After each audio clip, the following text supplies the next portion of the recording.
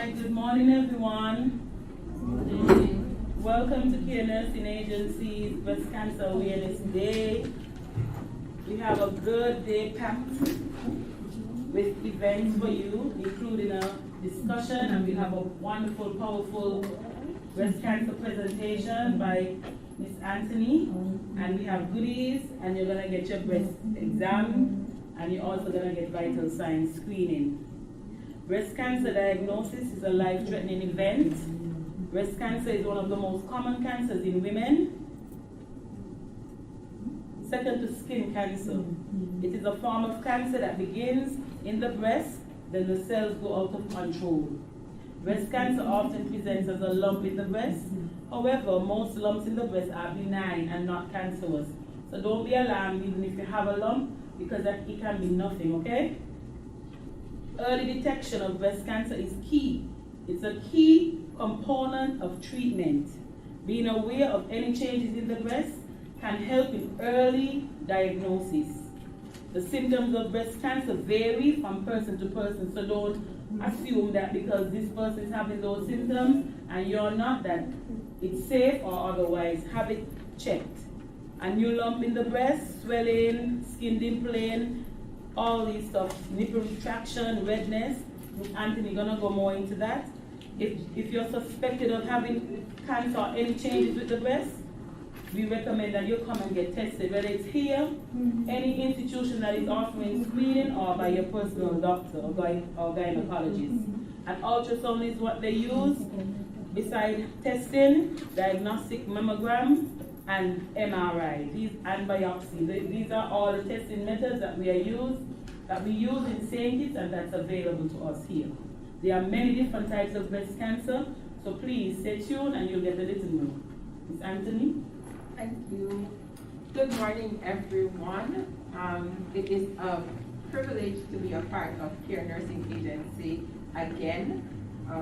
What I like about Kare Nursing Agency is they're not just a business that offers care as a service, but they are a business that offers care for the development of St. Kitts and Nevis, for the well-being of everyone. And I want to thank Keisha and her team for the opportunity to be a part of this awesome Pinkify month, Pink Power, power to women, power to survivors, and getting the facts and the know-how to make yourself more aware and more in control of the beautiful ladies that we wear on our chest or breasts. So we need to know the facts. There are myths and there are facts. And the fact is that last year we had a significant number of deaths globally from breast cancer. You're talking about over 680,000 women died from breast cancer. And this year we're estimating that 43,000 more women will die, and men to a lesser extent. Now, while we target women in the month of October, the truth is men are affected too. Like 1 in 1,000 men will have breast cancer sometime throughout his lifetime. And from our pictograph here, we can see that over the evolution of time, it has become more common, 1 in 8 versus 1 in 11 in 1975. What this tells us is that more women are being diagnosed with breast cancer. There are several contributor factors. One, the women population has gone up, yes. Women are seeing physicians more, yes. Women are more aware and we are checking ourselves, yes. But the environment has changed significantly as well. What we eat, our body compositions has changed. All these are contributing to the increase in the number of women that are diagnosed with breast cancer annually. There is some racial disparities as it relates to breast cancer and death. There is equal among those who are Caucasian and those who are of African descent. But what we find is that more women of color die from breast cancer. And this is related to the inequities as it relates to care that is given to them. While a Caucasian has health insurance and will seek health care, we are a bit more resistant to it. We're not as active, and the access to care and the quality of care is not equal. I pull on the American Society, for example. If you watch CNN, you hear the arguments all the time about health care and access to health care. And this is one condition that shows the inequities as it relates to healthcare. Here in St. Kitts, we can boast to some extent that we have equity when it comes to healthcare. Everyone has the opportunity to visit the health center, to see the nurse, to see the practitioner in the health center, and to get your screenings done. There is no disparity when you go in the hospital and you're diagnosed. You have access to a surgeon, you have access to the counselor, you have access to the nutritionist, because at the end of the day, it's not about removing the lumps, it's not about removing the breast and leave it there. It's the whole picture that comes in for caring for the individual. So at least we can boast about that here in St. Kitts, so that's a good thing. Recurrence is a fact. There's an estimated 20 to 30% of women who, once they've been diagnosed and treated and declared free of breast cancer, have some sort of recurrence. Now, the recurrence may not be in the other breast, but it can be in other parts of the body. You know, the Bible talks about the body and the linkage system of the body. The head can't function without the fingers, and the fingers can't function without the head. There's a connection system with our breast and the rest of the body through our lymphatic system. And if a piece of that cancerous tissue gets into that system, it can move from the breast to somewhere else in the body. So there is some evidence that at least 1/3 of women who have been diagnosed with breast cancer have their treatments declared free. Somewhere 5 years down the line, 5 to 10 years, they develop another cancer. And that's why we talk about continuous monitoring, keeping that relationship with your practitioner. Now, because I've been declared free, yay, means that I've stopped. It just means that we need to continue to take care of ourselves and keep going to our physician. At-risk women. Being a woman puts us at risk. The moment you have breast tissues, it's your major risk for developing breast cancer. So we're already playing a game there, right? What we need to know, we've been talking a lot over the last couple of years about the genes associated with breast cancer. The BRCA1 and the BRCA2, which are the most common genes associated with breast cancer. And in countries where they do gene mapping, if someone in your family had cancer of any sort before, it's advised that you get some gene mapping done to see if you have this gene in your body. If you have it, there's a chance that you may develop breast cancer. But what the studies have shown is that only 5 to 10% of women who have breast cancer have really had this gene. So having genetic modifications doesn't increase your risk significantly, right? Getting older, no, we're not in old people. But there's the truth. Getting older increases your risk because hormonal changes in your body are going to occur. And where you have depletion of estrogen, you're going to have risk associated with breast cancer. So the moment you hit 40, the estrogen starts to go down. Not significantly because we still go through our ovulation and we still have our menstrual cycle. Then you hit 45 and things start looking really weird. And you get concerned and you go and you see your OBG. Then you hit 50 and things disappear and they come back and they disappear and they come back. 55, for some people, completely stop. At that point, your risk for breast cancer has increased just by being older. So we need to ensure that we have that relationship with our primary care practitioner. If you don't have an OBGYN, get one now. And I'm not going to call any names because I don't. Disclaimer, I do not support any one doctor in St. Kitts, but we have some really good OBGYNs that we should all have one as women for ourselves. Long history of menstrual cycle. Those who start early, the 10, the 11, the 9, and they end late, they are at increased risk because your body starts to go through these hormonal changes very early in life, changes in your tissue, and this leads to your increased risk of breast cancer. There's nothing you can do about that one. You cannot alter your menstrual history, right? It is what it is. But again, being aware of who you are and the risk associated with you can help to mitigate problems as you go along. The breasts themselves, and I touch my girls because I think I have cute breasts, right? The breasts themselves can put you at risk. We talk about dense breast tissue. So those individuals who have larger breasts, and when you feel them, they feel a little nodular inside. We call those dense breasts. Once you have that, again, your risk is increased. But knowing your normal versus your abnormal is what's going to, work never ends. I cannot get this out. Knowing your normal versus your abnormal feel of your breast is what's going to help you identify these changes early. So, big boobs. Play with them once a month. And by play, I mean get to know them. Talk to the girls. Look at the girls. Become familiar with the girls, right? Personal history of breast cancer or certain non-cancerous breast disease. If you've had a lump, Keisha spoke about having lumps before that are not cancerous. If you've had a lump in your breast and you did a lumpectomy and you removed it, your likelihood for developing breast cancer is increased. So what you need to do is to keep on top of your game, keep checking your breast, keep going to your doctor and having that mammogram every other year, every 2 years if you've experienced a lump before, right? Family history of breast or ovarian cancer, especially in women, where you have grandmother, mother, some close relationship in the family having ovarian cancer or having a history of breast cancer, you have to now take more concern for yourself because that makes you more at risk. It's like saying, my father is an alcoholic. He introduced me to alcohol from I was 8 years old. Your risk of becoming an alcoholic is increased.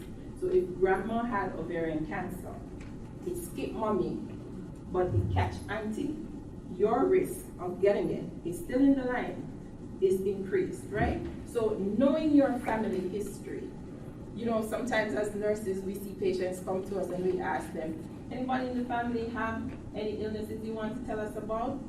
May I know? May I know? That's like not the answer we're looking for. No matter how dysfunctional the family is, it's kind of important to know what diseases run in the family because there are some things that are familial. And the more that we know, it's the better that we're able to assess you, it's the better that we're able to educate you on how to take care of yourself. Never having children. I never wanted to have kids, but the Lord had different plans. But it's a good thing to have at least one, because never having children puts you at risk for developing breast cancer. And if you start to have them late, it puts you at risk also. So over 35, start having kids over 35, puts you at risk. We know that we have more professional women in the Caribbean now with delaying starting the family versus way back when by the time you're 21 you have 2 or 3. Now we're starting at what, 35, 37 to get the first one. I am pro-woman, I'm like, yes sister, get the thing done. But we need to, at the same time when we're pursuing our dreams, think about, okay, I've made it this far. Next year, I'm diagnosed with breast cancer. Do I get to enjoy all that I've labored for? So if you are laboring to achieve something, in it, I must also achieve optimal health to be able to enjoy the fruits of my labor. So I'm not saying go get pregnant and have tons of kids. No. What I'm saying is while you are waiting and contemplating, take care of yourself. Get to know yourself. Where we use combined menopausal hormone treatment. So persons who go into menopause, they will use therapy. They'll use hormonal therapy to help them cope with menopause. It can be really distressing for some individuals, and so your practitioner would want to use hormonal replacement therapy. It has its benefits, but it also has its risks. And as individuals, sometimes we mustn't jump when the doctor says jump. We should ask the questions before we jump. What are the risks associated? What are the risks for me versus a general presentation of the risk, right? And if your doctor knows you, if you've had that relationship with your practitioner, then he can say, this is the risk for you, Narisha. This is what's going to happen, or the likelihood to happen if you take this treatment. So menopausal, postmenopausal women who are taking those hormonal therapies, they're at risk for breast cancer. Then we talk about the elephant literally in the room, being overweight, being obese, after menopause especially. Obesity puts us at risk for just about everything. Everything it puts us at risk for. And research is showing how it's related to inflammatory processes in the body, and you can develop autoimmune diseases with that. It puts you at risk for breast cancer. Then you're talking about fat invading your normal breast tissues, and the body is now going to start reacting to these changes. And where there's a lot of reaction, something goes awry, and in repairing itself, a cell might become abnormal, and it starts to replicate, and it starts to replicate. 6 months down the line, what is this? It wasn't there before. And you go to the doctor, and the doctor says you have a lump in the breast. You need to biopsy that lump, right? Biopsy the lump, you have a carcinoma. So what's the best option? Depending on where it's at, we may have to take off the breast. So what we're saying, while we are of the voluptuous body structure as a Caribbean people, as Afro-Caribbean women, we've got the curves for days. It doesn't mean that we're gonna sit down and eat just about anything because we want to maintain the curves. It means that we have to eat well. We don't eat to fill our bellies, we eat to get energy to go on to do the next thing, to maintain our bodies to function, right? If you find yourself putting on 5 pounds in a month, that's not healthy. Not everybody is going to look like Slim Thing in the back, right? It depends on your family, it depends on your genes. But you can be big, voluptuous, but not obese. I see nurse over there has the BMI chart. And what is important with, I don't like BMI charts. I don't, because it only looks like our height and our weight. It doesn't take my body structure, it doesn't take my big bone into consideration, right? So there are several measurements that we use in nutrition and health promotion to talk about your BMI, to talk about are you obese or are you not obese, right? There are other things that we can do, but this is a good indicator to tell you if you are on the right path. So as you get older, you want to cut out red meat. Once a month is okay. You want to cut out sugar and stick to more natural things, right? Your natural honey, your agave, your fruits in everything to give you your sugar.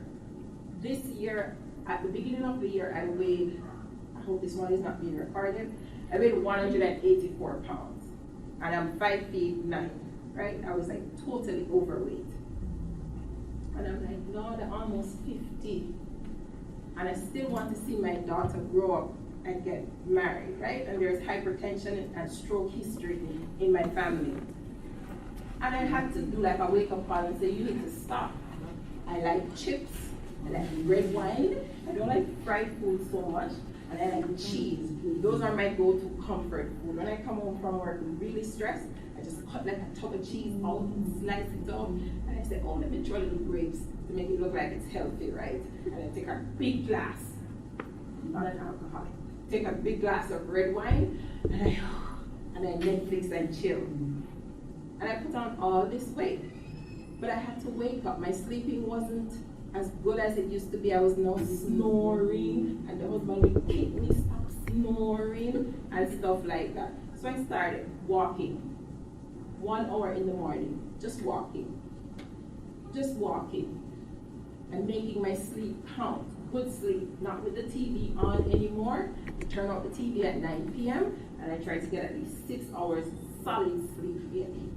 And then I get up at 5 and I go walking. Come home, a cup of oatmeal, 2 boiled eggs, and I go to work. And the energy started to pick up and the weight started to fall.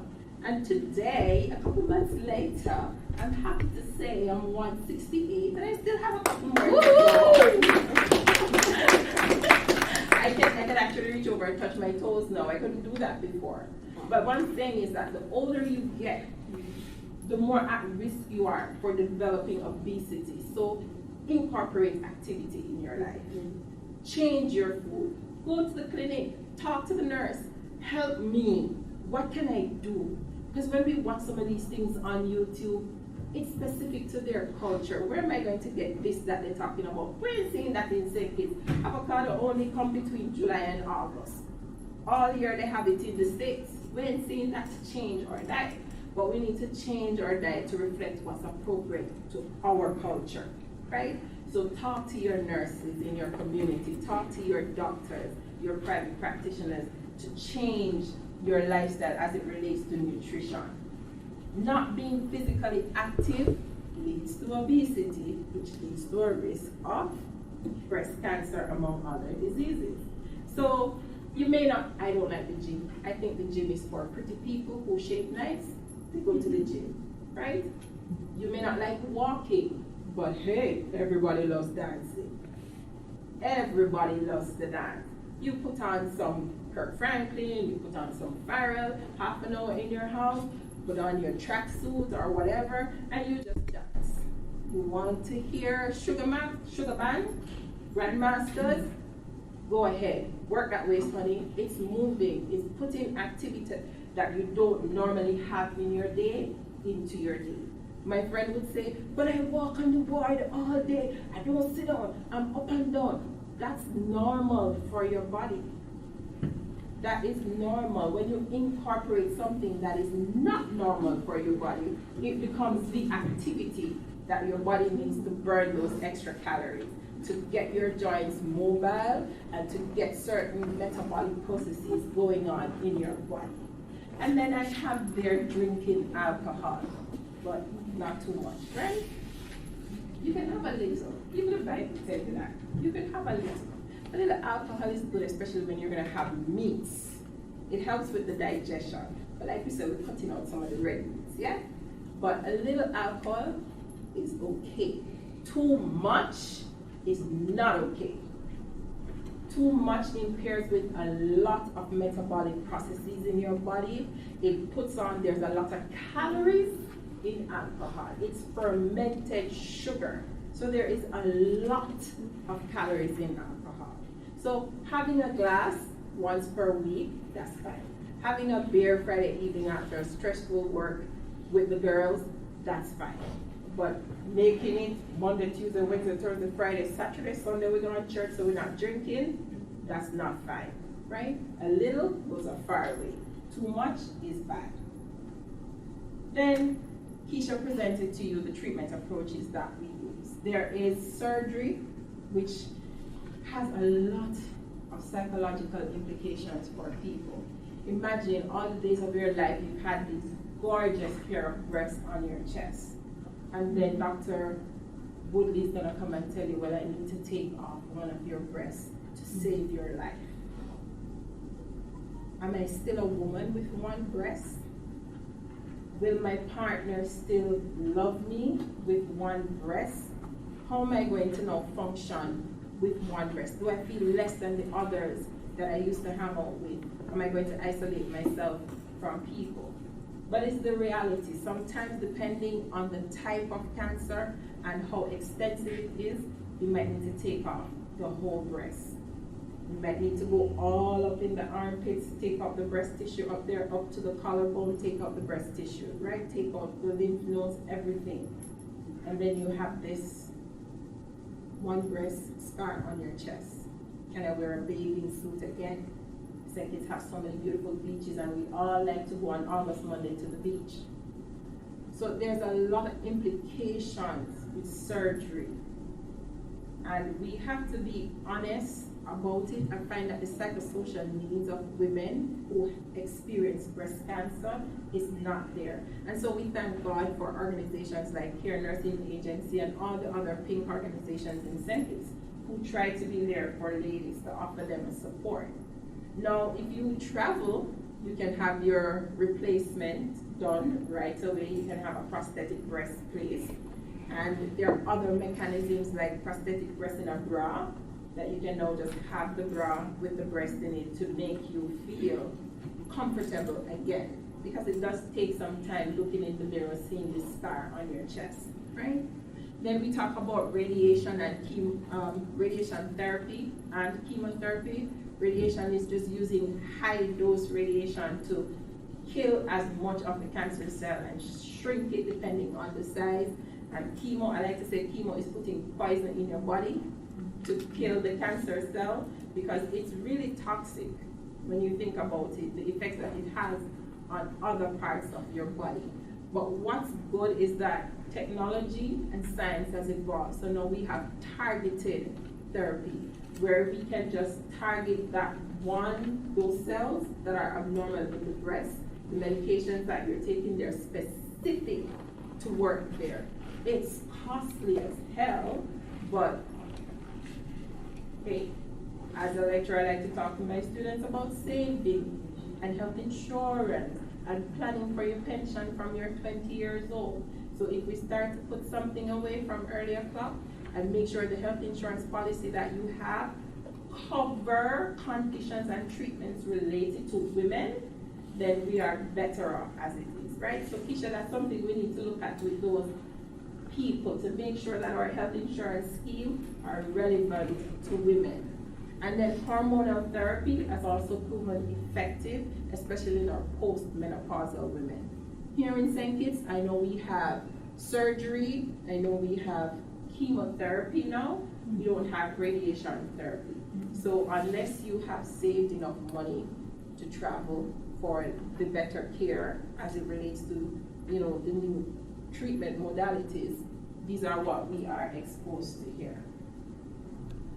So despite the evolution and the increase in the number of cases of breast cancer, what has been proven is that early detection saves life.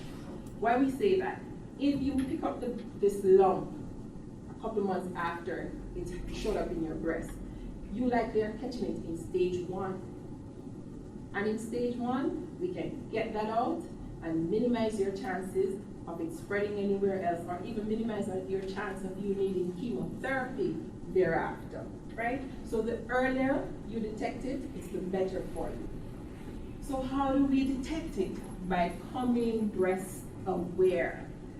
Being breast aware meaning becoming familiar with what your normal breast looks like, how it feels, and being able to be comfortable enough to report any unusual changes as soon as you detect them. I'm gonna let doctor touch my body as a nurse. You see doctor come and wash their hands sometime, right? That just freaked me out. As a nurse, I never used to like doctors touching my body. I had a gynecologist from when I was like 21 years old, and she never got to examine my body until I was pregnant at 30. It used to be so much fun going into her office and sit down for an hour and talk to her and pay my money to go. Don't like doctors touching my body. But you must have a doctor for yourself that you are comfortable with. To say, Dr. Manchester, something will look right with this one. I need you to examine it. I need you to do ultrasound, I need you to do x-ray, I need you to do all that you need to do to make sure we get enough information about what's going on in my breast. Don't be afraid to touch your breast, to look at your breast, to show your breast to the doctor, with your doctor. You have that relationship with them, right?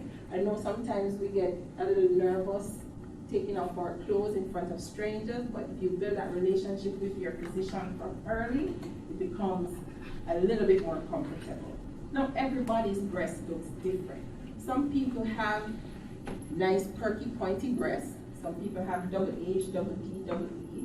Some people have what we call them pendulous breasts, pear-shaped breasts. Everybody's breast looks different. Some people have naturally lumpy breasts, as we would call them. You touch your breast and you can feel lumps. They're really just the ducts inside your breast. They're fibrous tissue inside your breast. One breast may be larger than the other, just like sometimes your left foot seems like it's bigger than your right foot, right? There's differences. The nipples can be normally out, which we prefer, but sometimes you have one that's turned in, or even both that's turned in. And sometimes in pregnancy, you have to fight to pull them out, right? But breasts are different. Know your breasts. Teach your daughters to know their breasts. But be aware of the warning signs. A new lump that develops in the breast. So if you had a lumpy breast, and all of a sudden you feel this new lump, probably in your armpits, because you know your breast tissues go all the way up into your armpits, right? If that comes about, it's a warning. If there's any thickening of the skin over your breast, it's a warning. If the breast becomes irritated, scratchy, flaking, red areas, that's a warning. Pulling in of the nipples when they were normally out, that's also a warning sign. Now you're not breastfeeding, you don't have any kids, but there is nipple discharge. Or you'll have kids, maybe 1, 2, and you normally get some milk, but all of a sudden you're getting a yellow or bloody discharge from the nipples, that's a warning sign.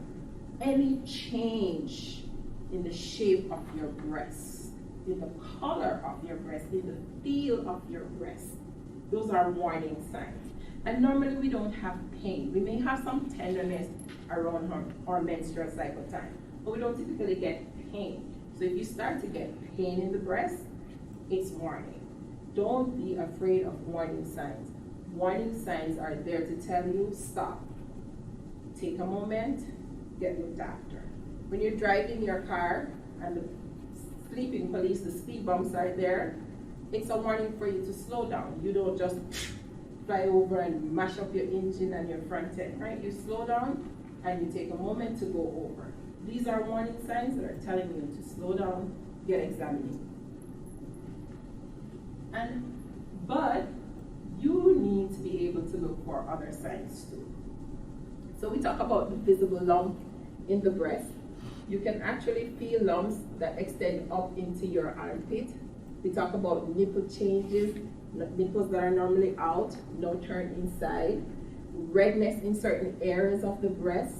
You touch it, it's red, or you can see red spots that turn up on the breast. Lumps, and we like to say the upper outer portion of your breast. You find a lump in that area, immediately go and see your doctor, right? Dimpling of the skin. So if you normally have really nice smooth skin on your breast, minus the stretch marks, and your breast skin starts to look like an orange peel, that's a warning sign that you need to go and see your doctor. And then we talk about the flaking and the redness or the irritation of the skin, and where we have bloody discharge coming out of the nipple. Those are things that we look for, things that we need to alert our physician about. But in order to be breast aware, I must examine my breast. Now, there are many theories about when to examine the breast and how often to examine the breast. Now, I like to say it depends on the individual, it depends on the age that you're at, and your activity level. So a teenager who's non-sexual, I would say that they should examine their breast once every 3 months is good, especially if there's no history of breast cancer in the family. An adult, sexually active individual, probably having a child once a month, 7 to 10 days after your menstrual cycle, when the breast tissues have come back normal and they're not tender anymore, is the best time to examine your breast. Now, when you're going to examine your breast, there are 3 techniques. You look, you feel, and then you lay down. So when you're going to bathe, it's the perfect time. You're naked. Stand in front of the mirror and look at your breasts. Look if they're equal in size. Look if the nipples look the same. Turn to the side and look at them. Is one bigger than the other when you're looking from the side view? Look, we're looking for changes in the skin, right? We're looking for changes in the shape.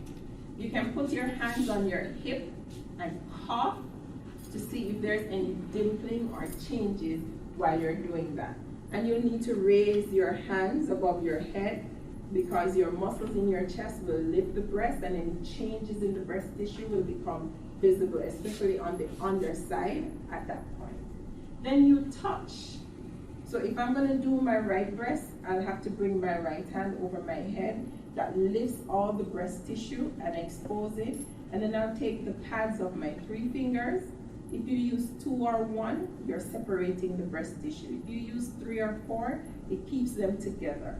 And then do it at different pressures. So you start soft first. and you cover all the areas. Circular motion, nice and soft, and come right up into the armpit. And then you go a little deeper, because now you're going to be able to tell the difference in the tissue by going deeper. And once you've done the deeper, right up into the armpit, come to the nipple and squeeze the nipple. And you repeat on the other side, but always raise the hand over the head so that the breast tissues are lifted up for you to see. And that's look and touch. Now when you're lying down, you need to lay flat on the bed and put a small cushion or pillow under the side that you're going to examine. That helps to raise it up, and you follow the same procedure of raising your hand over the head and start to feel. You feel up to the collarbone. Why? Because the lymph nodes run up there, and lymph is what connects one breast to the other breast. And this is one means by which cancerous cells can move from one breast to the other breast. So your lymph nodes are usually very small. Think about legumes, lentils. Lentils. Think about the size of a lentil. That's what you want to feel. But if you feel maybe a corn or a chickpea size, something abnormal is going on in your body, and your lymph nodes, your body's natural system is fighting, and you need to get it examined. So when it comes to breast, we're talking from collarbone to under the breast, from midline to right up into the armpit. Okay? Knowing that breast cancer exists is not enough. Get informed. Get familiar with the girls, and don't keep it to yourself. Pass it on. Each one, reach one. We're in this together. Thank you.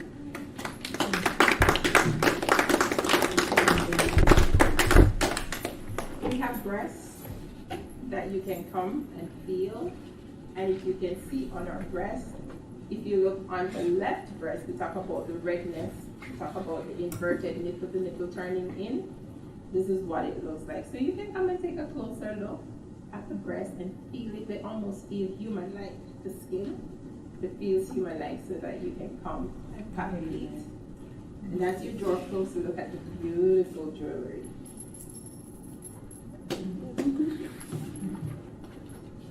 Are there any questions?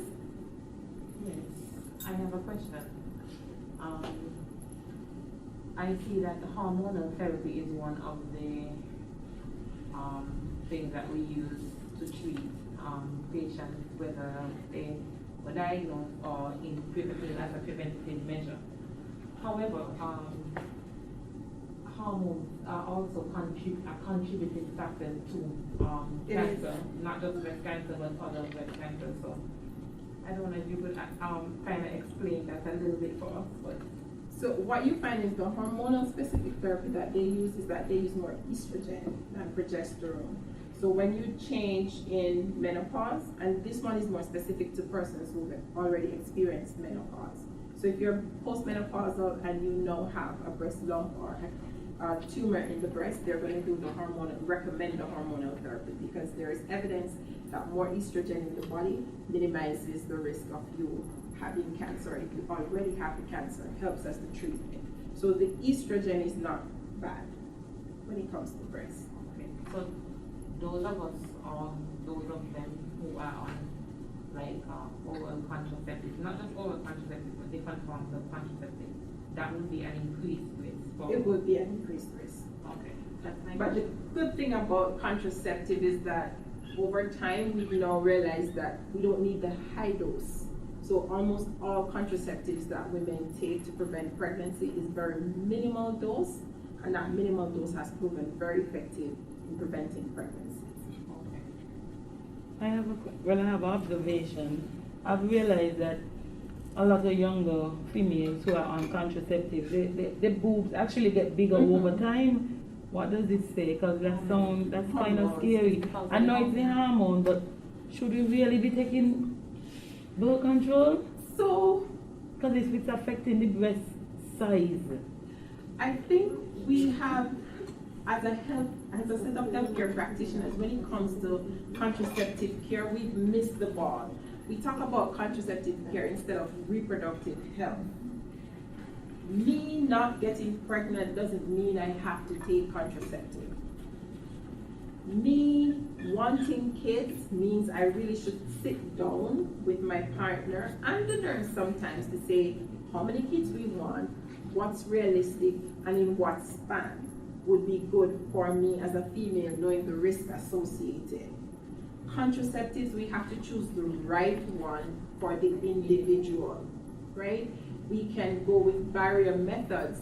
You can take that 1 minute to slip in the female condom or to slip on the male condom or to go ahead and use the diaphragm. I mean, it's a minute that's worth 5 minutes. Sorry, that's a bad joke. It's a minute that's worth it with all that you're looking for. There are some individuals who hormonal contraceptive just does not do well with their bodies. And we have to now start moving away from that and thinking the whole reproductive health picture with the female and her partner, which should be a part of the decision-making process. So the low-dose therapy, the patches, the barrier methods, the implants, we've moved now from the coil to now hormonal coils that are inserted. But we have to think what's best for the individual, and when these changes start to come about in their body, to know that there are things that they can do to minimize these changes. Not much you can do with the breast, especially if you have the implants in where it lasts like 4 years. When you're on orals, at least you can take a break. Every 6 months, you take a break, a 1 to 2 month break, and then you recommence again, just to get your body back into its normal state. So there are things that we can do, but we really need to paint the picture, the whole picture of reproductive health care. In St. Kitts, most of the breast cancer patients are very young. They are becoming younger and younger. And in their 30s and early 40s. It's no longer old people or ageable disease. It's happening to our young people who are in their reproductive period, so that's why it's a cause for concern. I don't have the science to support what I'm going to say, but from observation, I think it has a lot to do with the environment that we're living in. The diet, just about everything we eat have additions to it, preservatives, additional hormones. Like right now, I don't eat chicken unless it's organic chicken, because of the hormones that they have infused in chicken. Chickens don't take 3 months or how long anymore. It's like a couple of weeks, hormones, boom, they're up, they kill them, they sell them. And we are a heavy chicken use country. Like chicken is our main thing here. We have to move away. I don't have a question, but I have a comment. I want to, oh, you coming back?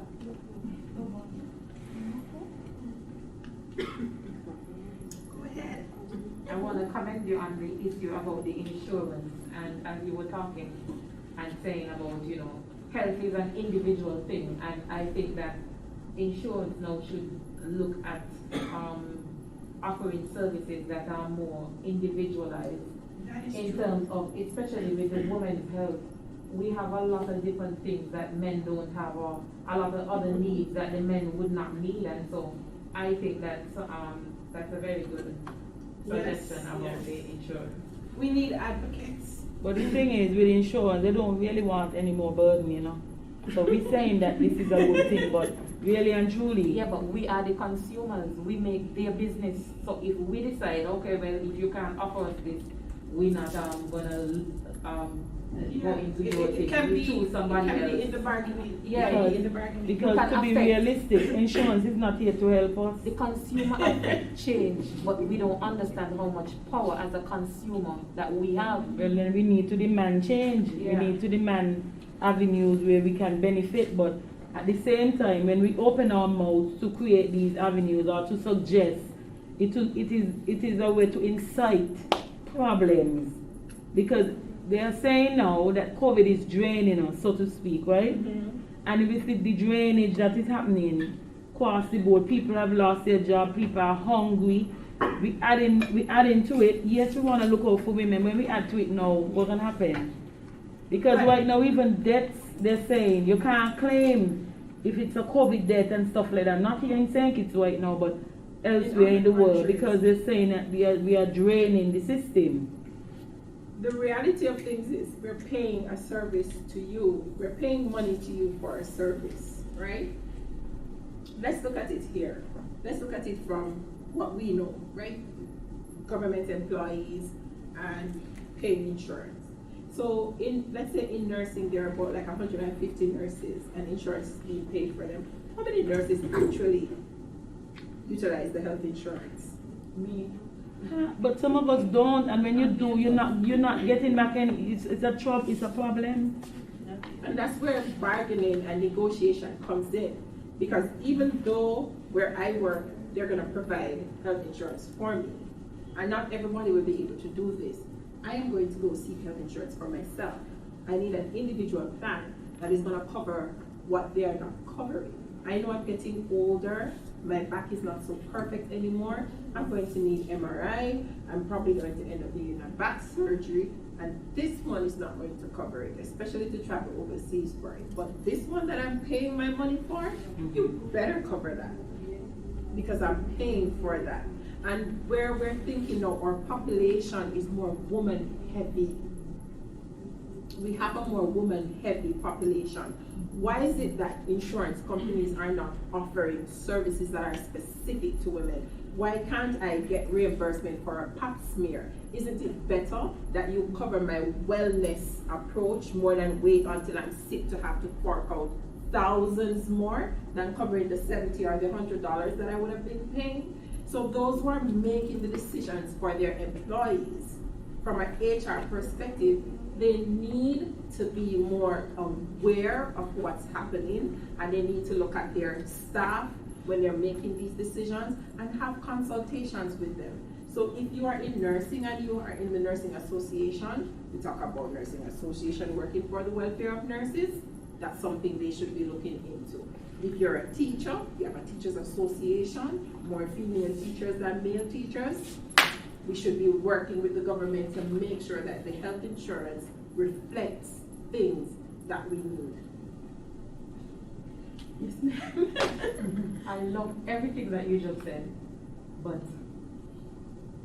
I think we as an individual, we need to be responsible for ourselves as well. And that is why it's so important that we implement insurance, not just health insurance, but other types of insurance at an early age, because in your older age, you encounter all sorts of things, and that's where the plan, or whatever plan you choose, it increases, because health insurance, they're not stupid.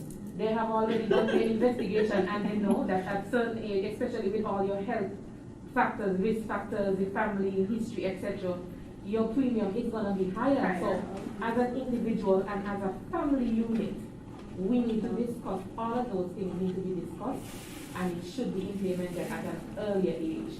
Not just wait until you reach to working age or whatever the case is, and you leave all the responsibility on your manager or whoever. You are correct. And you know what I blame? I blame our education system. Who teaches the child in school to save? What clubs do we have in school that's teaching kids to save money management? There used to be this great program across the Caribbean, Junior Achievers, I think it was. Right? Junior Achievers are still in some schools. The family unit, because if you don't learn, so I'm 16, I'm in high school, I see Tom over there, I like Tom. We have an HSFLE class, right? I think like in HFSLE, we should learn about reproductive health, we should learn about savings, we should learn about career paths. It begins there, it begins in education, starting to plan your future. I tell my students, save $50 a month in an account that you cannot touch. And when you start getting a salary, and that $50, you could turn it into a pension plan. Because some of the insurance companies know they have a pension scheme. 15 years, 10 years, 25 years. And then you get this lump sum of money. And by the time that 10, 15 years come, you're 30, 35. You have money now that you can use to invest in yourself again, or put it down again for when you get old or whatever. But at the same time, we have to teach from the family and from the school. Both the government, school-wise, and the family have a responsibility to work together to make the next generation better. We can't sit down in the status quo. We cannot sit down and continue the way it's going. And anything COVID has teach us that no, things can't continue the same way. And put more emphasis on health promotion, because as you said in your presentation, prevention is better. Prevention is better. If you put more focus in your health promotion, in preventative measures, then because when it advances to another stage, it's more expensive. It's much more expensive. It's easier to see your doctor twice per year, get your screenings done, get your blood works done. And if practitioners were smart, they would take the holistic approach. I went to see someone the other day and I said, hey, I think I'm premenopausal, you know, my body is going through some changes. I'm not happy about it. And instead of talking to me about the things that I should expect to see and things I need to change in my life, I'm told, let's do a vaginal. I'm like, no, I'm not here for that. More so, we don't have that relationship yet for you to see my constitution, right? But we have to take that approach as females, as mothers, especially when we have our little girl babies and even our boys, right? Because only want to tell you, only concerned about my daughter who's 13 and she's not going to find a husband who I approve of. Right? That's a whole different thing on a societal level. And boys need to know how to check their breasts. Boys need to know the same hormones in foods that affect women affects them too. Medications that they will take for whatever reason will predispose them. Some of them will change their breast tissue. Boys, you see the little boys now, some of them look like they have boobs, they're overweight, especially those ones, they need to learn how to check their breasts early. We're going to start seeing many kids doing the surgery at the hospital. We have breast cancer male patients right now, Okay. and they are young. I have a question.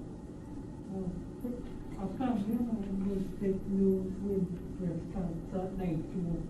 Someone didn't know how they were diagnosed with breast cancer At 19. when they stopped having their medicine. So, was this individual checking their breast before? Was the lump something newly discovered at 91? Were they being screened annually? And I'm pretty sure they screening for the breast. And there are some lumps that will be in our breast undetected, depending on the location, that are not cancerous at first. But the longer they stay in there, is the more risk it presents to become cancerous later on. So as soon as there's a lump, we should get it investigated and get it removed as soon as possible. Any more questions from the little ones? No? Okay, thank you for your time. Thank you for your questions. Thank you, Miss Anthony. You're welcome. Okay, guys. Mr. Ovarian level, you could come to this one, please.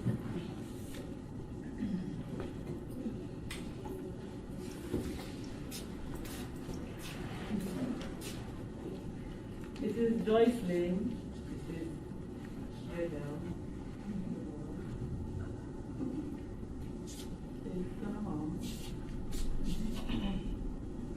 What's your name, Joycelyn? Okay. Okay, you see anything different between the two ladies right now? Any differences? Anything you notice? What about Miss Kare? Anything you notice different about her? Physically, head to toe. Okay, let's start with the similarities. Okay. Anything similar? Okay. One of them is solar. Yes. They get more kinds of the program Yes. That's a difference. I see both of them have on the same scrub. Both of them works with KNA nursing agency. Both of them own Style Me Pretty. Both of them wearing black pants. Both of them have on black shoes.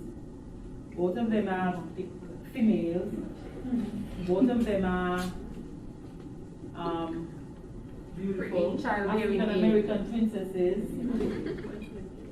But the difference is Bevel here is out, Jocelyn here is braided, Jocelyn is slimmer, fluffy, Bevel is slim. What else? Differences. They both have on different color masks. And one has smaller breasts than the other. One is free and one is dark. One is free and one is dark. So both of them have similarities, many, and both of them have many differences. With breast cancer, it doesn't matter. It don't matter at all. No matter how we look, who we be, where we work, if we have big boobs or small boobs. Sometimes you ain't even have no boobs at all. Anybody ain't here have none at all? You got Is it go? Is it go? The point is, it don't matter at all. Because at the end of the day, breast cancer affects us all. So it doesn't matter if you have breasts. Some people have chests. That's why it occurs in males. They don't have breasts like us. And even though the hormones we all eat contribute to some males having breasts when you see them in their shirt. Some of them don't have that. They have a chest. But they do get breast cancer because it doesn't really have to have breasty, fatty tissue. Sometimes the cancer starts under the arm. So when you feel a lump, not in the breast, but under the arm actually. We have seen it, right, Maria? We had a client and routinely giving her a bath, she noticed that she had a lump and it was under the arm. So we just forget the arm. But we can't forget it because even when mastectomy, where the removal of the breast is done, that's where they actually go, They take out all the lymph nodes from under the arm. Because if you leave here, the lymph node on the arm, you could actually, the breast cancer could continue. You have to check everything. So sometimes the scar comes all the way under the arm. So under here is where I think you spoke about the outer aspect, go immediately. Because sometimes once it's on the outer, this area here, it's cause for concern. And you have to go right away. So imagine Maria, we work with her every day, Monday to Friday. And then just one day out of the blue, Maria called and said she realized a lump. I said, a lump? But she wasn't somebody who was ambulant or able to move on her own. She wasn't even speaking. I don't think it was hurting her either. And just like that, just a simple lump, where I personally didn't think it was anything serious. Maria was alerted and we alerted her daughter. It was breast cancer. If you see how that breast was in the end, we had dressings, he had periods that she was bleeding from the vessels, and they bought, oh my God. She will need blood, that's how much blood she would lose. Many times she could have died, but because we took her for intervention, and she had blood transfusions, a couple of them, she was saved. She lasted a whole year plus. Yes. It didn't make sense to remove the breast at that point, because it had already spread. Just the lump manifested on the outside, but things happening inside. And her daughter opted to not have anything done because she was already there in age, she already was compromised, and she just left it like that. So, because of old age, that's why. But for younger persons, they'll notice something, but they don't, because it's not painful, they don't do anything about it. That's where you're going wrong. You don't have to have pain. So whether you have chest or breast, it don't matter. You don't have no cancer in choosing Bevel and leave Jocelyn. You understand? It don't matter what size breast you have at all. Go have a seat. Right? And one of the things, you could have a thank you, lovely ladies. Your lovely squads. The thing is too, it's like how both of them came to the front. You want to encourage a body system where you have people to team up with your girls. I'm so proud of nurse who worked last night. Thank you for coming. Thank you for bringing your friends. Because you didn't know that in my mind, where you didn't know either, that I wanted to initiate a body system where you have a partner, just like how you have a girlfriend to go to battle. And all yeah, you have a partner. It could be two, it could be more. And you say, let's go and get our teeth checked this month. We're supposed to go. They get teeth clean and so. Especially if you're working for the government. Some of us, we're working for the government, we never clean with teeth yet. Think about it. The next month, remember you're saving for this, so you ain't gonna just pop up on the money here. Next month again, or you team up again. And so let's check with eyes. Right? But please don't wait for October to check your breasts.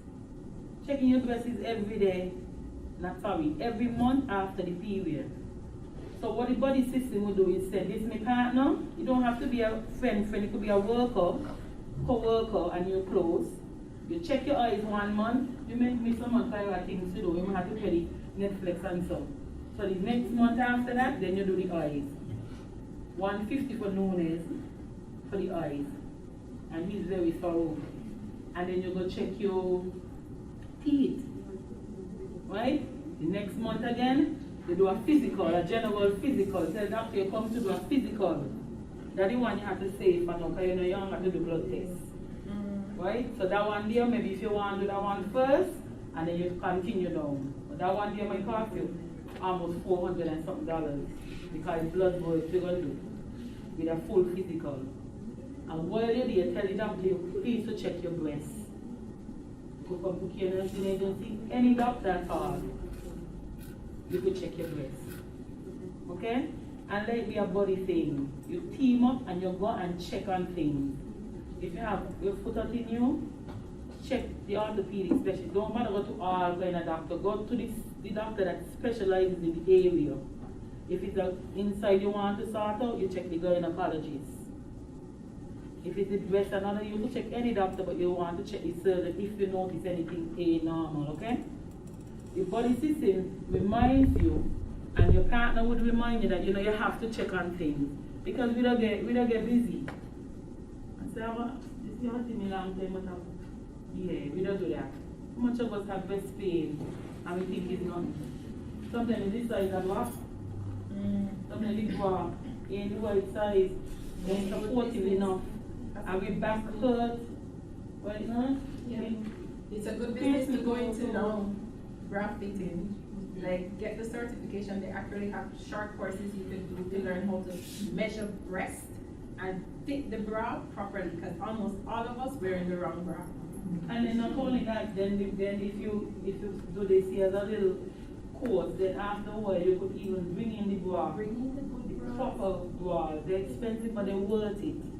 Some people really spend on a bra. They have things that need to Yeah. So sometimes we affected otherwise, but we the breast is the support not really here for the breast. So the bra size is a big deal. Even when we wear. We only just study with breast when we're going out and we want the cleavage. But none of us really take the time out to look in the mirror. Feeling it is okay, but you have to look too. I wish I had a mirror, because that was one of the things I should have initiated, but I got busy, so I didn't really plan it out. But looking is such a big deal, because something you don't look until you're fixing your bra in the mirror when you want the cleavage to show. That's the only time we really pay attention to the bra. And another reason why it's really good that we look, because our partners are really looking more than us. And they're feeling, then sometimes, when we had last year, a lot of them said to us that is the partner would realize the love. That's embarrassing. You know why? Because it's your breasts, you have them on your chest, and it take a man to notice the harlem. We're thankful for the men, but at the same time, it tells us that we are not paying attention to ourselves enough. We pay attention to we here, what wig we're going to put on, what style we're going to use, what braid we're going to do. We don't pay attention to we breast for sure. The man has to tell us a lump in there. Or when he's feeling it, or he maybe sucking it a bit too hard, he say, oh, and then that's when we realize, past your hot enough. We realize if we don't bed. So this is why, you know, we dropping the ball as female. So, checking the breast, looking, going in the mirror, actually taking off your clothes, and getting a mirror at least to the, where you don't have to be the long fancy one. Looking is such a big deal because you see the orange peel that Anthony spoke about. Look at the orange again. Grapefruit. Look at it again. Maybe not the one that is bright orange, but the one that is a lighter orange. And that's exactly how the skin would become. Like little dimples. And it will feel rough too. It will be like a different feeling to the rest of the breast. Sometimes that's all the person see. They didn't feel a lump. They just feel it's kind of hard or stiff, firm area. And that's already cancer, you know. But the longer you wait, the time you take to process MRI, ultrasound, you realize this is appointment you're going to. And then the waiting period, waiting and result. We covered now everything back up. Right? You could imagine 2 weeks, 3 weeks pass. You know how much damage doing in that time? But if you just wake up and decide, yes, tell your friends who are in here, you're taping, because the reason why we're going through all this trouble is because many people don't find out they have cancer in October. What's so special about October? October only supposed to be awareness, but people are finding, in fact, a lot of people by the next year they die in October. You know how much death we had last year, October? In St. Kitts. And they found out some of them just 3 months prior, some of them did the year before, and by the October they're dead. In real. You only don't be real when we know somebody. We don't think, oh, she did. Oh, okay, that's sad. Till it's somebody for you or till it become you. So looking is such a big deal, and we don't miss things because we don't see.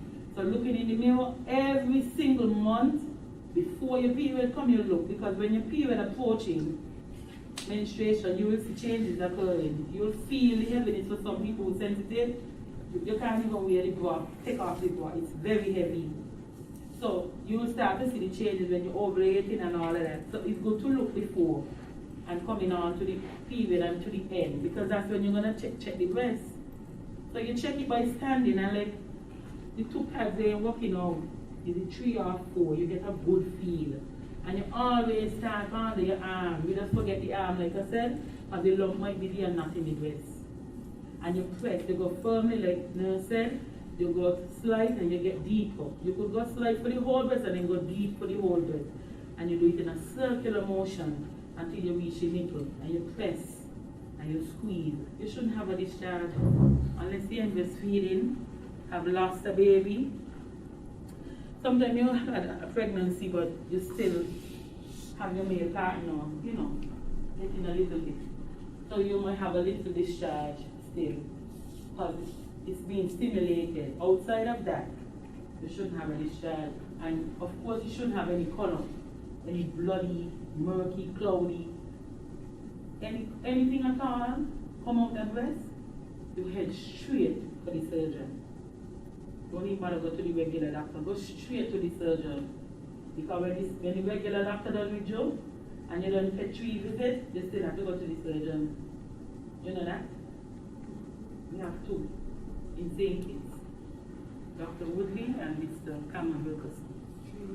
3? Dr.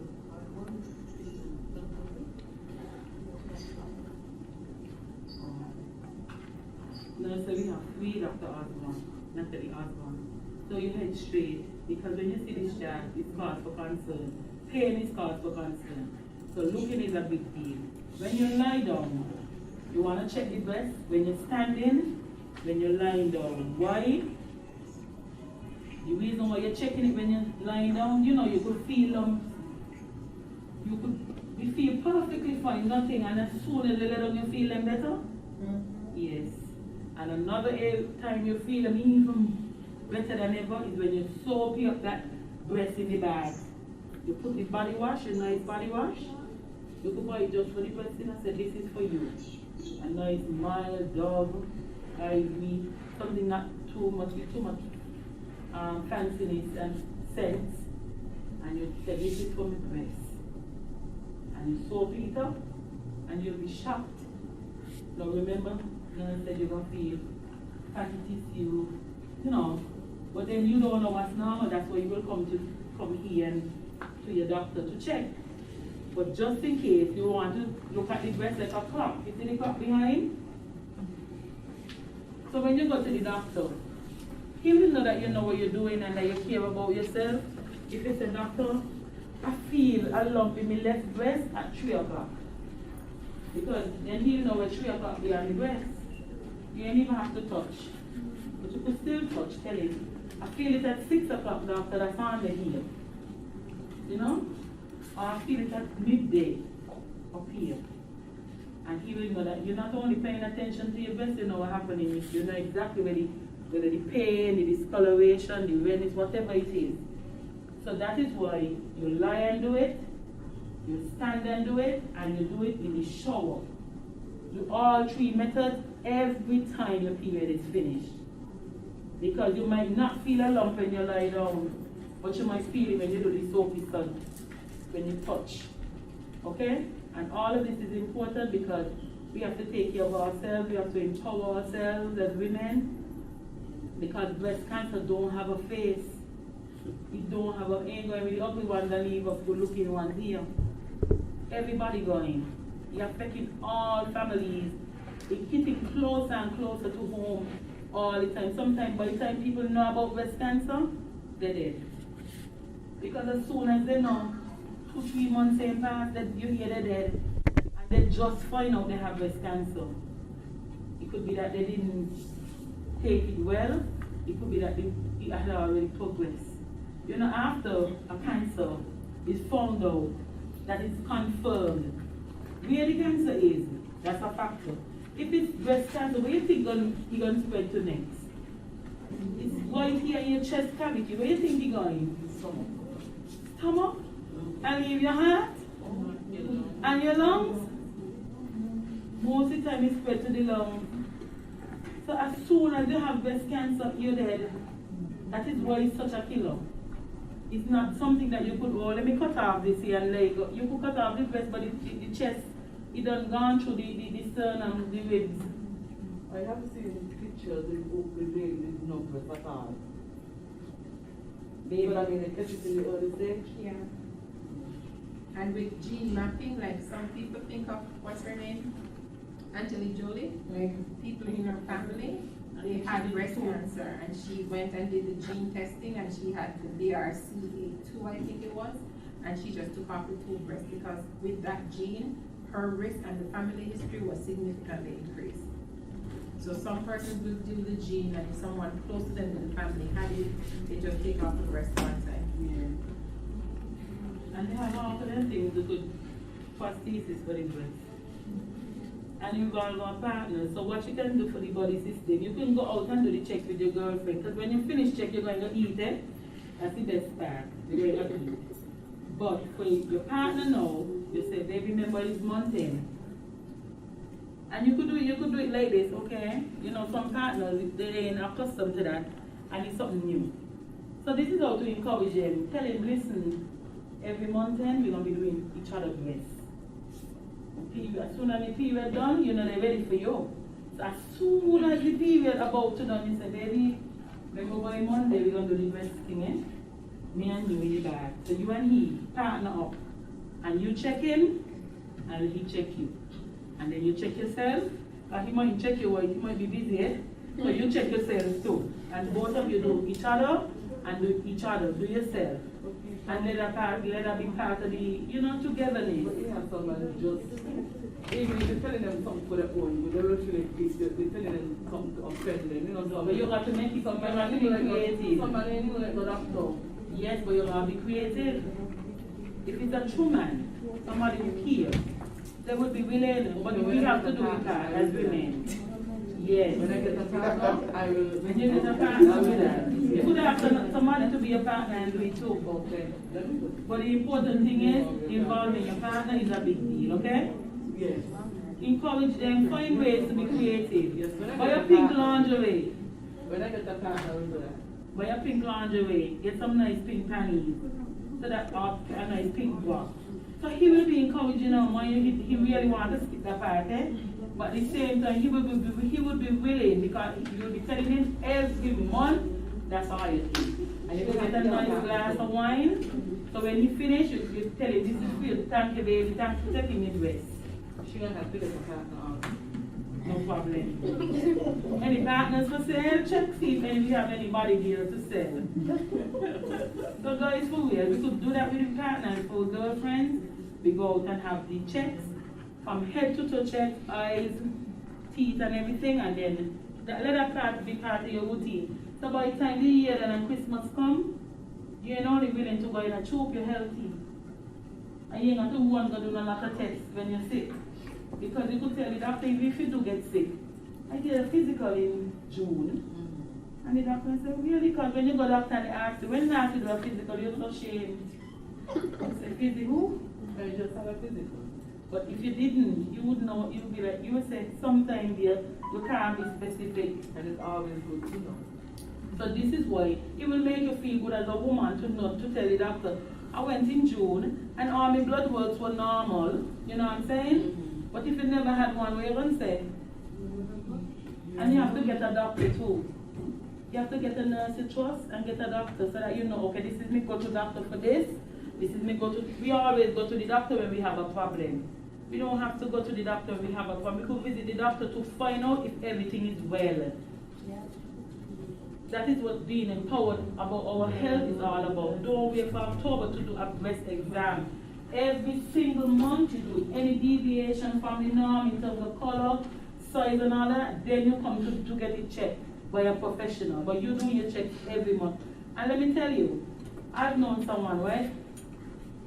They do their checks every month without fail. You know, one of the months they're coming down, I think it was April, I was 4 months.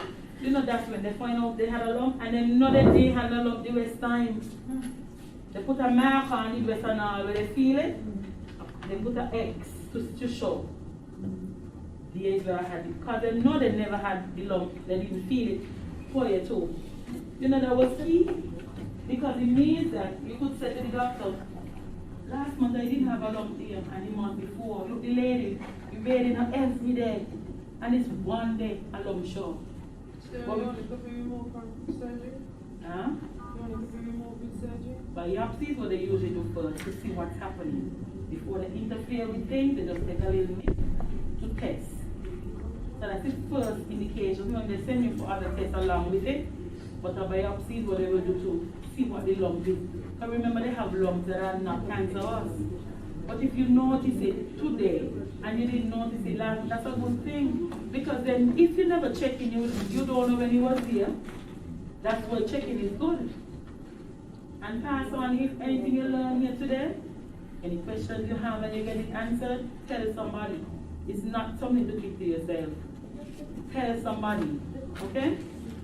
And encourage them, even if they didn't get to come today, they have different people doing it for the month of October, and they could get it done for free.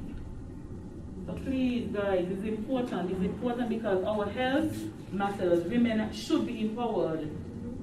We are rising. I realize women ain't down here no more. It's to come and do construction. Up here. But if I never do one, do Anything they do, we can do too, and better. But we have to take care of ourselves. When we are not here, we can create the home environment for our husband and loved ones to come home and feel happy. Our children won't be dependent on us because we are dead. Tell your girls and your boys about breast cancer. Talk about it tonight. Let it be a discussion for the whole family this evening, okay? Talk about it even with your male children, please. Any questions? Would you like to have something to eat?